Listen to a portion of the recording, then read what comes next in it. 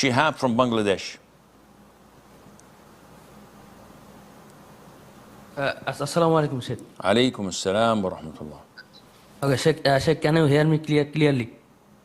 Can you what? My mic is. No, can you hear me clearly? I think my mic is a little. I can't hear you. What's your question? Okay. My question. I need to give you a context for that question. I will. Ask me the question first, then I'll ask you for the context. If I don't like the behavior of a sheikh, do I have to, am I obligated to still take ilm from him? Okay, the answer is your fingers are not the same length. There is the thumb, there is the pinky, and there is you know what. So not all the scholars are the same clones of one another. You may find a scholar soft-spoken, kind, nice, and you may find a scholar or a da'i who is really rough and tough and he'll blow the whole house down. And it is about chemistry.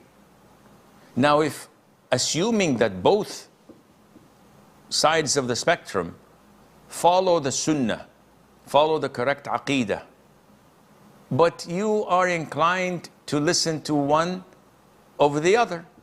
Oh, that softy is no good for me. I fall asleep whenever I listen to him. So I'd rather take from this aggressive sheikh.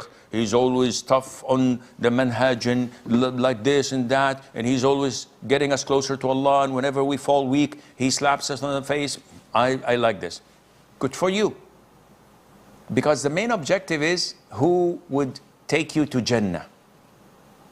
If no, you say, Ya Sheikh, I don't like this aggressive sheikh. He's so rude. He's so mean. He always calls a spade. And are you referring to me? Maybe. So he's always like this. You know, every time someone asks him, he scolds them and he makes them feel embarrassed. And maybe you're right.